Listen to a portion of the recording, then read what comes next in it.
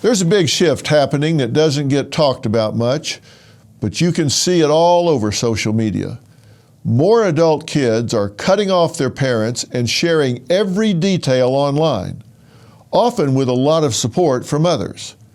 If you've scrolled through TikTok, Instagram, or Reddit, you've probably seen hashtags like toxic family and no contact. People are opening up about family drama, calling out bad behavior, and explaining why they've decided to walk away. For many, going no contact isn't about leaving, it's about finally putting themselves first, and they're proud of it. Right now, about 1 in 4 adults is estranged from a parent, and experts think it's becoming even more common. So on tonight's Dr. Phil podcast, we're digging into whether it's just the new normal for families, and if you do cut someone off, is there any way to fix things later? Were you a really good parent who did the best they could, and yet your child has decided to be an ungrateful little bastard? How long have you been estranged from your daughter? About a year now. I spent 25 years tolerating her behavior, and I finally just said, I'm done. Enough is enough. This has started a viral movement. I've hit a nerve. Is there nothing you could do to help heal that relationship?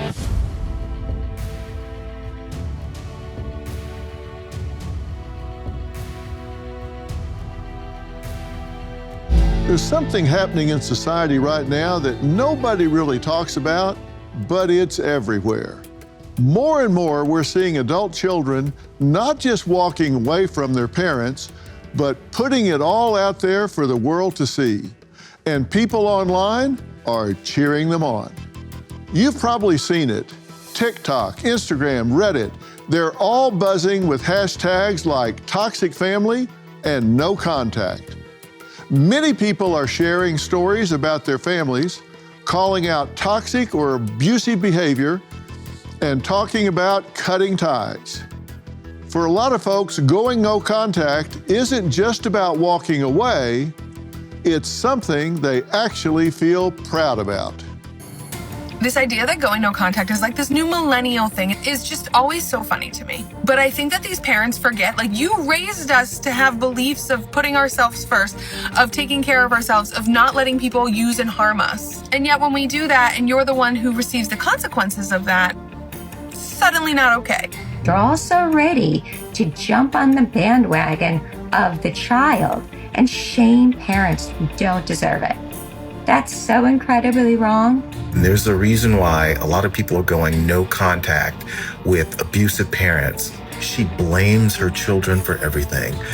It's the fault of their narcissistic victimhood mentality kids. If that person abused you, neglected you, treated you like would you want them to call them, or would you want them to cut them out, end that relationship? There are definitely situations where walking away is the healthiest choice. Yet here's the thing. Are we actually helping people heal, or just making it easier for them to hit the eject button on their own families? Stats say about 1 in 4 adults is estranged from a parent, and experts think it's only going to get more common. So tonight, we're digging into the big question. Is this just how families work now? And if you cut someone off, is there any way to fix things later?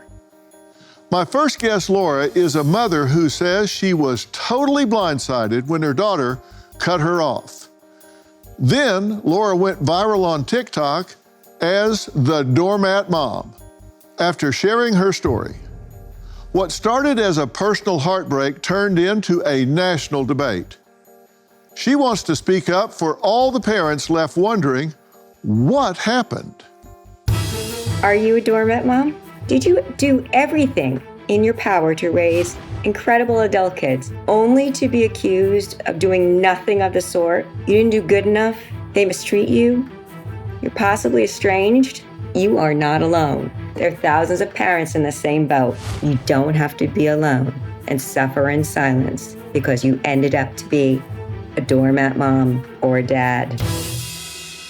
Laura, thank you for joining us today. You're welcome. Thanks for having me. Is this difficult for you to talk about? It's not easy, but I feel like in talking about it, I'm helping other parents. So I'll do it for sure. This was between you and your daughter, but then you went public with it. Tell me why you decided to go public. Well, I think the initial reason was because I needed a means to cope with regards to my own estrangement and what had happened, because I had felt so betrayed by my daughter that it was hard to fathom it happening. And I suspected that this betrayal wasn't uncommon, but it was unspoken. And so I took to TikTok to see if I was right. And in fact, I was right in spades. It unleashed a tidal wave of other parents who felt the same type of betrayal, where they had been good parents. They had done everything that they could for their children and raising them, had sacrificed, had loved them, hadn't made any abnormal mistakes, weren't abusive, weren't toxic, weren't narcissistic. And their children all of a sudden turned on them in a way that was so unwarranted and so hurtful and crushing to these parents, just as it was to me. So how long have you been estranged from your daughter? About a year now. And how did this begin? Were you okay one day and not the next? Or did this come out of the blue? Did you see it developing? How did this start? No, it came completely out of the blue. So here's how it began. I received a call from my daughter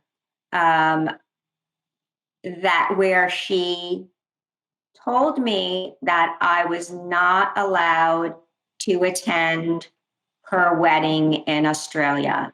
And this was after I had raised her by myself and gave her a childhood that most kids could have only dreamt of as a single mother and a very young widow.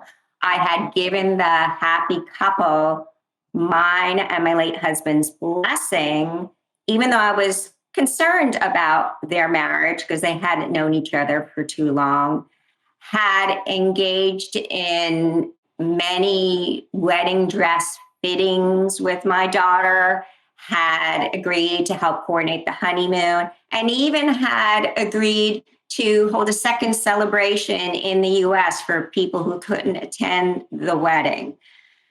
None of that mattered. I received a virtual phone call one day, a video phone call saying that I couldn't attend and that I could work that out on my own, only to get another one the next week that she wanted me to help gather her paperwork together so that she could, in fact, get married in Australia. And I was so stunned and so crushed. And I didn't even know where to go for it. So I started gathering my thoughts and I went online on TikTok and I started making videos about, feeling like a doormat and thinking that would maybe rally some other parents who had experienced something like this. And a tidal wave exploded. A tidal wave of the parents exploded. And it went from TikTok to Instagram to a Facebook group to a podcast to, and now it's turning into an app. So, parents on the local level, estranged parents can meet and potentially put together support groups. So it's been a whirlwind. And it's something I would have never known about unless I experienced it. So now it's almost become a platform to help. Clearly, you're not alone. You hit a nerve. A lot of people. 100%. I've hit a nerve, and it's something that was, I guess, hovering in silence because there is shame attached to estrangement between parents and children, and parents are always getting the blame for it, when in fact Today, that isn't always the case. It definitely is not always the case. Okay, well, I've got a question for you that's going to be hard for you to address. I'm going to ask you to take a different position than what you've taken. And we're also going to meet a daughter who took her family breakup public and says it was the healthiest move she ever made. And I'm going to ask you guys to have some exchange as well. But first, I'll ask you a question, then we'll add her when we come back. Hey, Dr. Phil here. Your savings are at risk. With the economy on shaky ground, the dollar losing value, and a $2 trillion deficit, things could spiral. Don't wait for the worst. Take control of your financial future now. I trust Preserve Gold to safeguard my accounts, and I urge you to do the same. They're the only precious metals company I recommend.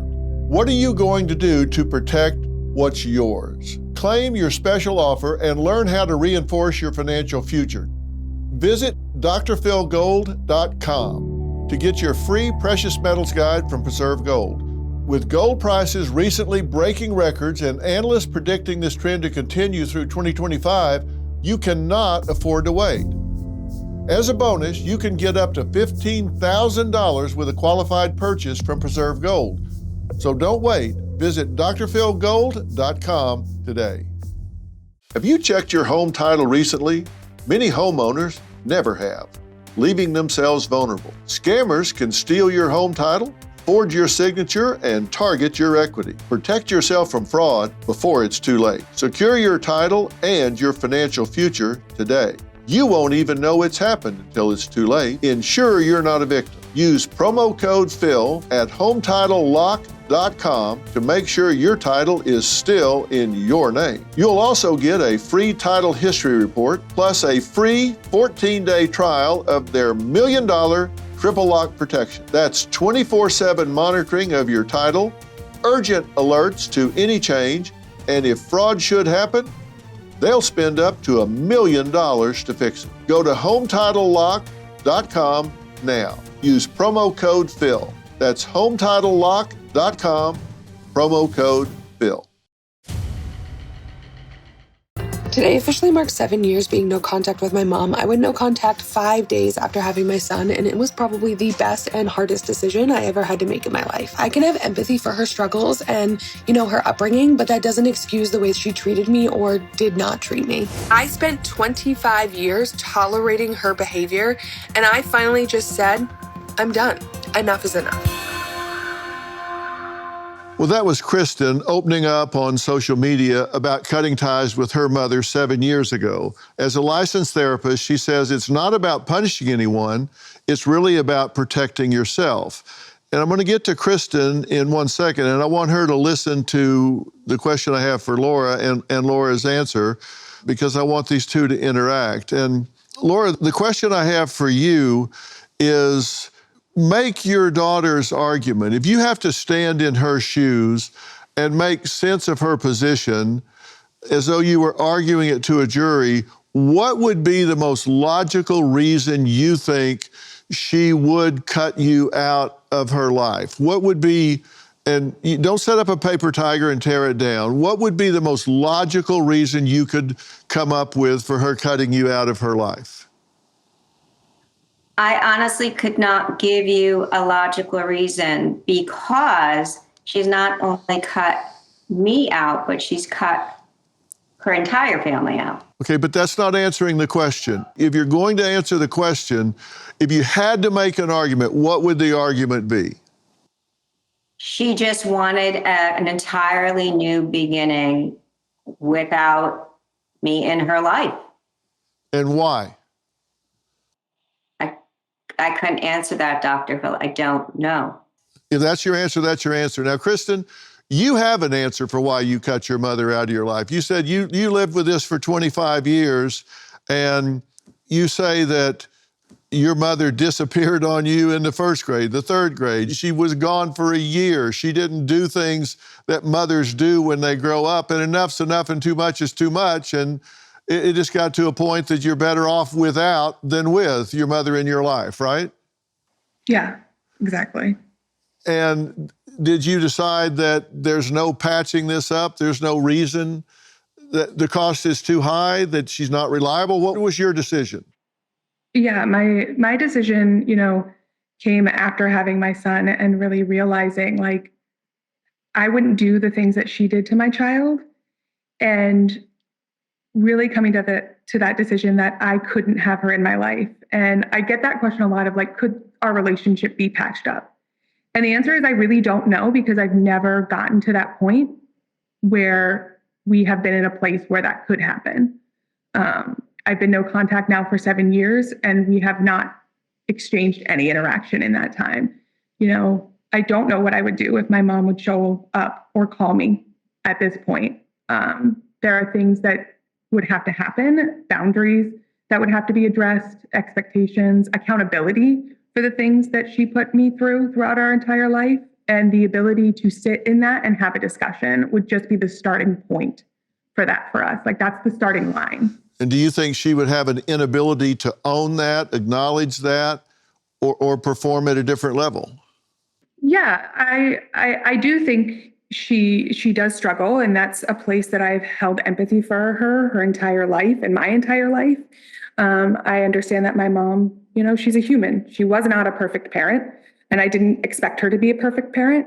What I expected was to be loved and kept safe. And at this point, I was asking, when we went no contact, I was asking for bare minimum. I was asking for a phone call a month and to remember birthdays, and I wasn't getting those things. And so for those small things to not be met, that would, for me, is the bare minimum for our relationship.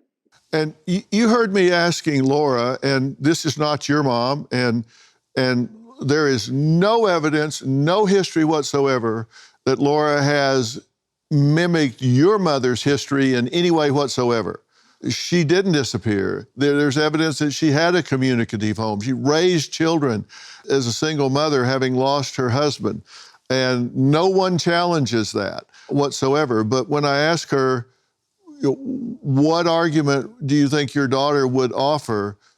She comes up with zero. And nobody, I've never met anybody that has zero ownership in a relationship and its problems. As a therapist and as an estranged daughter, what do you think about her having zero ability to offer any logical explanation as to why her daughter would have a problem with her?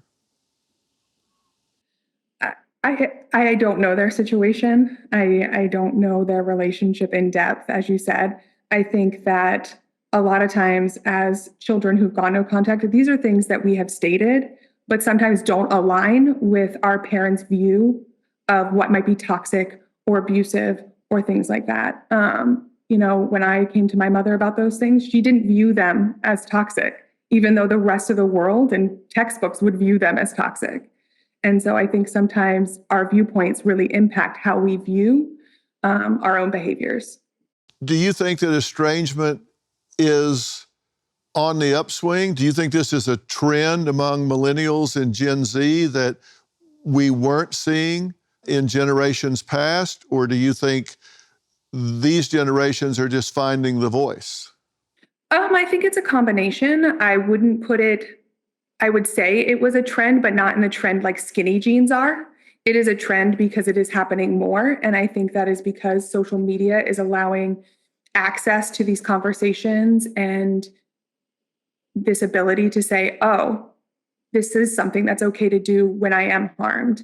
And as far as like this generational piece, this is the thing that happened within my family. My mother didn't speak to my grandmother. I have an aunt that I've never met because she was estranged in our family.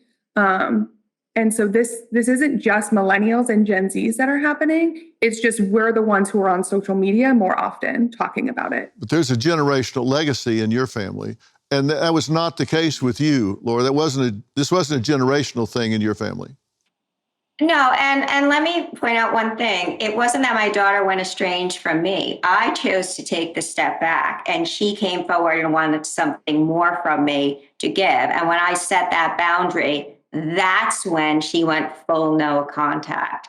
So it wasn't as if I had all of a sudden magically became someone I wasn't. She was more than willing to continue to take from me. And I said, no more. So if you want to say that that's the one reason, I'd say that's the one reason I set down a boundary. I do think social media is pushing this along. I think there's a societal conditioning that's happening. I think there are some, there are some bad therapists that are adding to it too. There are some really good therapists that are helping to cure it, but there's a lot of bad therapists that are helping it along too. So, and certainly I don't know the other guests, what her mother did, in her life. And if she truly was someone that couldn't even, send a birthday wish, well, that's definitely is not me, because I would have sent a whole basket of everything. I can't speak to that, but I do know there are many good parents out there that are suffering in a way that they don't deserve to suffer, because they're being lumped into a category that they don't deserve to be in. Yeah, it runs the full gamut. All right, we got to take a break. Next, a woman who cut her mother out of her life 30 years ago, 30, and she's going to tell us why next. You've heard me talk about Jace Medical. If not, listen up, because they're doing incredible work in medical preparedness. And today, I've got two major updates to share. First up, the ivermectin use case. You've probably seen the headlines calling it a wonder drug. The scientist who discovered it even won a Nobel Prize, and now Jace is offering a 30-day supply at the best price you'll find anywhere. Next, the upgraded Jace case, an emergency supply of antibiotics delivered to your door. They've doubled the number of medications to 10 at just $20 more. And now, the most comprehensive and affordable kit available. Get it before you need it. Don't wait, order today. Visit jace.com and use code PHIL at checkout for a special discount. That's JASE.com, code PHIL. This episode is brought to you by Masa Chips. For decades, chips were fried in tallow until big corporations switched to cheap seed oils. Now, seed oils make up 20% of the average American's daily calories, linked to inflammation and metabolic issues. Masa is bringing back the good stuff with 3 simple ingredients: organic nixtamalized corn, sea salt, and 100% grass-fed beef tallow. No seed oils, no junk, just a crunchy, sturdy chip that won't break in your guac. Masa Chips is beloved by tens of thousands of customers and has been endorsed by industry-leading health and nutrition experts like Ben Greenfield and Gary Brecka. Ready to give Masa a try? Go to masachips.com/merit and use code MERIT for 25% off your first order. That's masachips.com/merit and code MERIT for 25% off your first order. Were you a really good parent who did the best they could, and yet your child has decided to be an ungrateful little bastard? I don't think I would call it being a good parent when you call your child an ungrateful little bastard. Just saying. Well, that was Kristen sharing her take on Laura's story. Now, April says she knows exactly how painful it is to be shut out by her child because she's going through it right now. Her adult daughter cut ties with her a year ago, and on top of that, April isn't speaking to her own mom, Karen. Both are joining us tonight. Karen, April, it's been 30 years that you two have really had problems between each other. You've tried along the way. Even a year ago, you've had contact and talked to each other, but this just hasn't worked out. It's been 30 years since there's been peace and harmony between the two of you. Is that a fair statement? Yes, I agree. Okay, and do you even remember how it started, or does it even matter now? I would say it doesn't really matter. What prompted you to go no contact with your mom? Was it you that went no contact? It is. Okay, and do you remember, and does it matter today? It does matter. just because of how painful it is. I don't like to be like that to my mother because she's my mother. And does it matter because it's continued happening, or was it a one-time thing? It matters because it's gone on since my childhood. Okay, and how would you describe it? And then I'm going to let your mother respond. As a young child, I was constantly told that I would never amount to anything, that I only thought of myself, that I was selfish, that all I wanted was a pity party and I needed mental help. Those words are hurtful. Karen, is that true? No, that's not true. I never told her she had a mental problem. I never said those things, April. You never said any of those things? No, I did not. Well, does she have a mental problem then? Because if she's saying that, she must be delusional. Is she hearing voices? Why is she saying that? I have no idea, but I never told her she was anything that she said. Okay, why would she have this problem then? I don't know. You just have no idea? I have no idea. None. If there was one thing you could change, Karen, that you think Mike could heal this relationship, what would it be?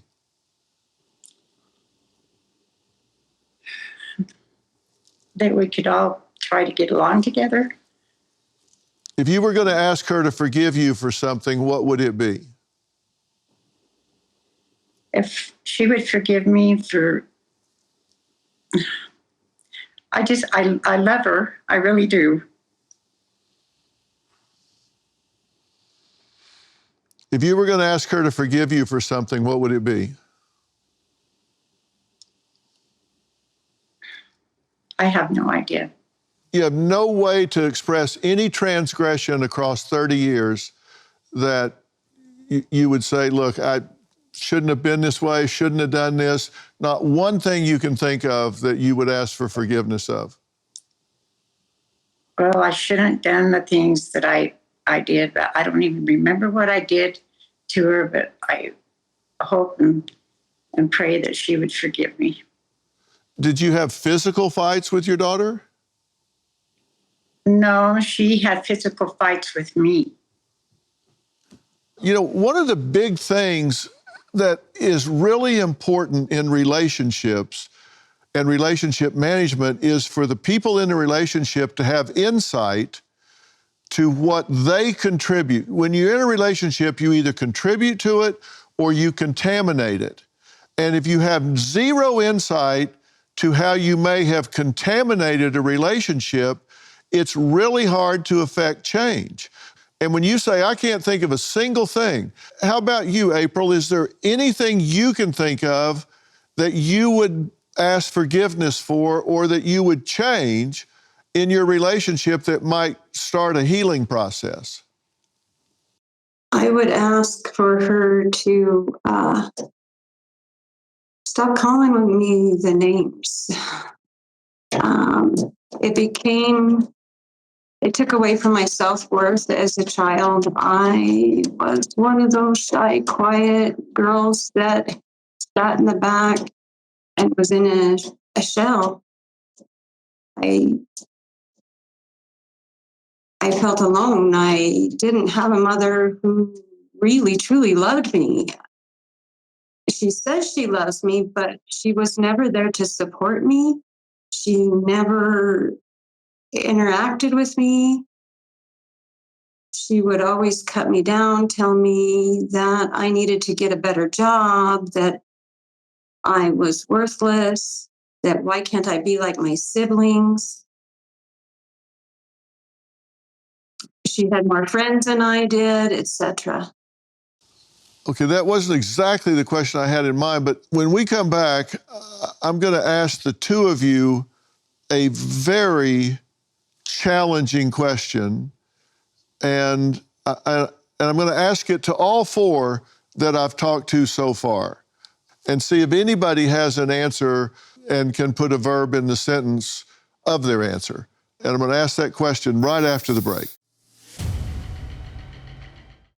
After decades of treasured experiences and cherished moments, living your best life matters more than ever. Whether it's cheering on your grandchildren at their baseball games, planting new flowers in your yard, or simply spending quality time with loved ones, take Balance of Nature's fruits and veggies supplements along with you. Made from ingredients of 31 whole fruits and vegetables, they are free from added fillers or binders. Embrace life's adventures with confidence, knowing you're getting a wide and colorful variety of ingredients made from whole fruits and vegetables every step of the way. Start your journey with Balance of Nature. Call 1-800-246-8751 or go to balanceofnature.com to get a free fiber and spice supplement, plus 35% off your first preferred set as a new preferred customer with free shipping and our money-back guarantee. Go to balanceofnature.com or call 1-800-246-8751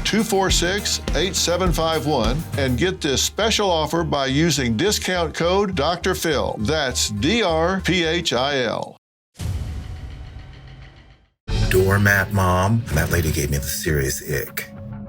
The narcissism, the blatant entitlement, the way she expects fealty from her own children who are adults. She even talked about instances where she was not invited to her grandkids' concerts and she would just show up. I think some serious boundaries are crossed when you do that. My greatest hope is that people who have adult children now look at this woman as a cautionary tale, because that model of parenting is broken.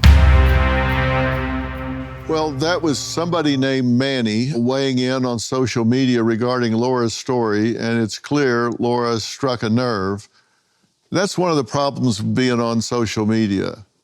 Opinions are like asses. Everybody's got one, and you have no idea where they come from, what their history is, what their issues are with their parents, but nonetheless, they have a platform. Now, April says she grew up in a home filled with hurt, blame, and emotional scars, but her mother, Karen, remembers it very differently. Believe it or not, April says she cut ties with her mother 30 years ago, 30 years ago, but is open to talking to her today, which I'm very grateful for.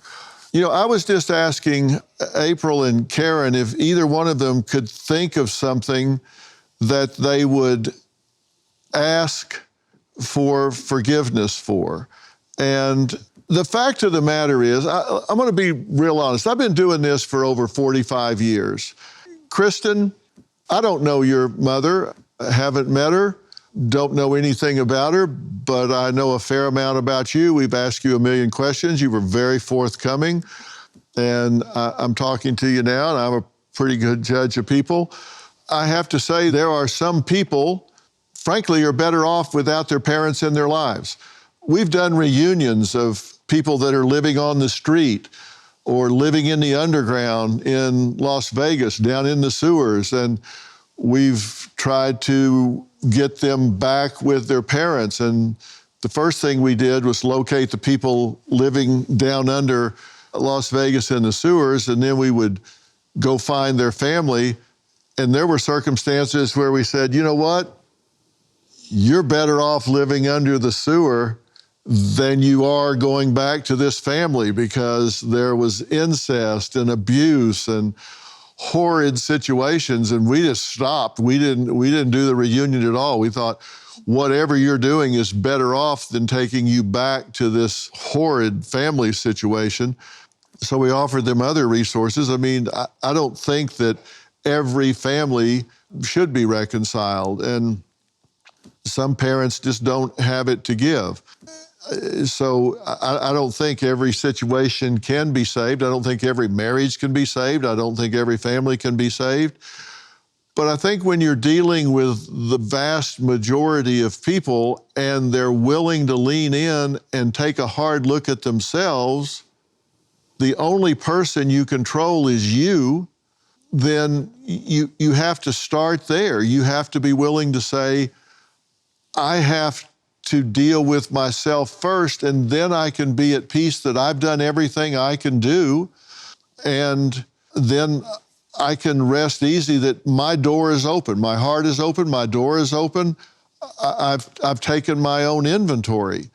And Laura, I asked you that question. You had no answer for it. I asked April and Karen that question. They have no answer for it. And so my question is to you three, how can that be? How can none of the three of you have any idea of anything you could do, not one possible ownership of anything in your relationship that you could improve on or you could heal to move the relationship forward? Robin and I have two boys, and I have a wonderful relationship with both of them, and I can think of 10 things right now I would ask forgiveness for if my boys said, what would you want me to forgive you for? I work too much, I'm impatient. I could just go down a list of things. But fortunately, they're very gracious in putting up with it. But I can think of 10 things, and I have a wonderful relationship, and you three can't think of anything, and you have terrible relationships. How is that possible? Well, again, for me, I'm going to say that she was not the one who estranged from me. I took a step back from her. And the reason I can say that is because anything that ever had occurred between her and me or me or any of my children, we dealt with, we talked about. Okay, but and if it was, I get that, but let me stop you. I don't care if it was you that stopped back. Is there nothing you can think of that you could do to help heal that relationship? Is there nothing I can do? Yes, I can listen to her once I get past the pain of being told that I can't attend something so important as a wedding after being a good parent. And I can understand her, and I can recognize why she might have come to that conclusion. I can certainly keep that door open, and I certainly would keep that door open, but I have to now gain some trust in her, because right now I do not trust her. I do not trust what she could possibly do. But you're still not owning it. Listen, I'm not saying this is your fault at all. I'm not convicting you here at all. I don't know your daughter. She didn't want to talk to us. You didn't even want to give us her name. And I'm not saying you should. I'm just saying you have to own your part of the situation, and you're setting up a paper tiger and then tearing it down. April, Karen, do either of you have anything to say that doesn't blame the other and says, look, if I'm taking my own inventory, I have to own some of this problem. There's some of this that I have to own. I contributed to this. The only person I control is me, and here's what I could do going forward to make this situation healthier. And I say this because I've buried both of my parents. And let me tell you, when they're gone for a long, long time. There's no second chance. When they're gone, they're gone. Is there anything either of you can say? I don't like the fact that I have to do this. Nothing changes. I want to forgive her. I want her to forgive me. But we can't get past the constant. I guess I can forgive her for saying all those terrible things to me. What do you want forgiveness for? I'm not asking you what you want to forgive her for. What do you own? What can you change within yourself? That's what I'm asking. You're not even hearing the question. All right, we have to go to break. Walking away might feel like freedom, but real healing takes work, forgiveness, and hard conversations. And we're going to talk about that next. I want you all to do something for me. Stand up, both of you. Okay, step a little closer. I want you to make eye contact. Don't say a word. Don't look away. In this life anymore, we don't really look at each other. We look past each other, we look around, but we don't really look at each other. Amy, I want you to tell your mother what I wish you would stop doing because it hurts me so much. I'd like to be able to have open conversations where we listen to each other about the actual situation at hand. I don't want it turned back on me when situations aren't about me. And, I feel like I'm called names. Okay, Lynn, I want you to tell Amy what I wish you would stop doing because it hurts me so much. Go. I wish you would stop pressuring me to change my mind when I say something and accept, like I do with you as an adult. I don't know why, but I know there's got to be a reason, and just accept it. I wish you would stop. Okay, Lynn, what I wish you would start doing because I need it so desperately. I don't even know. This is so sad, and neither one of us know. I know I need trust. Yeah, I Okay, need trust. Amy? I need trust, yes. Tell her what I hope you continue to do because I value it so greatly. I hope you continue to be fun. I'll always be fun. What I hope you continue to do because I value it so greatly. I feel like you're constantly reminding me that I only have one mom, but I don't need a reminder. You are my mom. If the opportunity comes up, I want you to continue to be a Grammy. I know that you're going to continue to be the beautiful daughter that you are, the beautiful person that you are, the sensitive person that you are.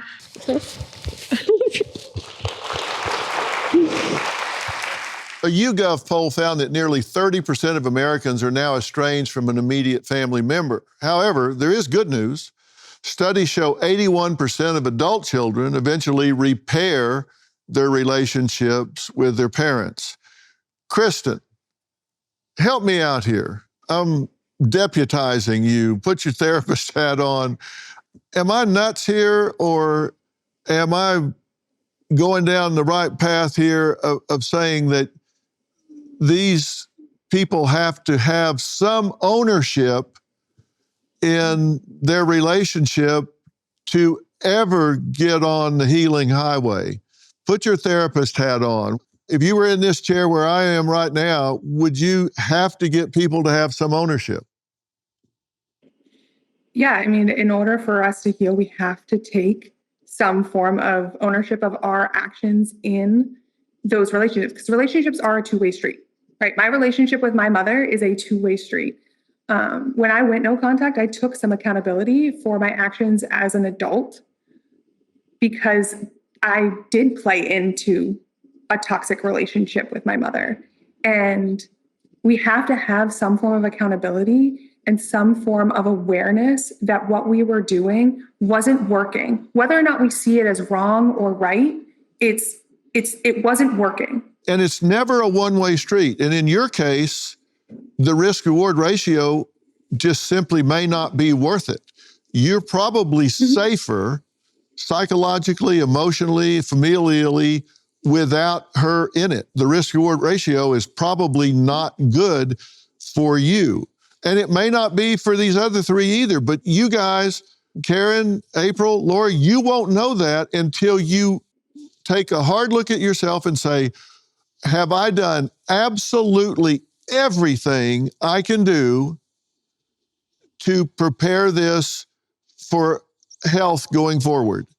And until you can say that, there's no possible way you can know whether you've done everything you can, and it has every chance to heal. And nobody is blameless. Nobody, zero, zip, nada. Nobody is blameless. And until you own your part of it, you cannot possibly judge somebody else until you've owned your part of it.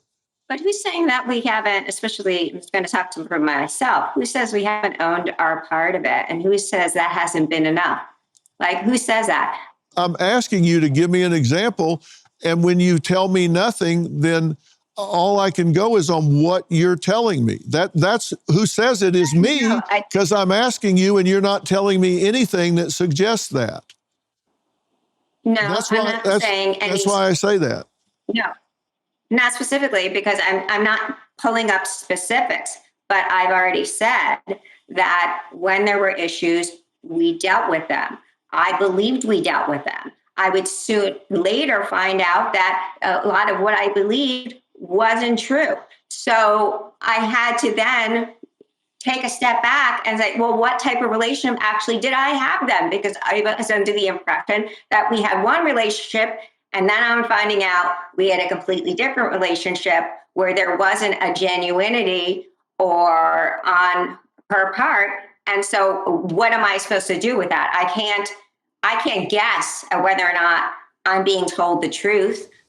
All right, final thoughts next. I wish we had more time. We could talk about this for another hour because everyone has valid points and we just are out of time to make them. I want to thank all of my guests today, Laura, Kristen, April, and Karen. If you're dealing with a similar situation in your own life, we will have even more information about tonight's episode on our website, so make sure to log on to drphil.com. My latest book, We've Got Issues, How You Can Stand Strong for America's Soul and Sanity, deals with this very issue. Chapter 14 is entitled, The Family is Under Attack. I delve in even deeper into this topic and talk about how our traditional values, such as honor thy mother and father, have diminished in influence. You can get that book everywhere books are sold. Thanks for watching. We'll see you next time.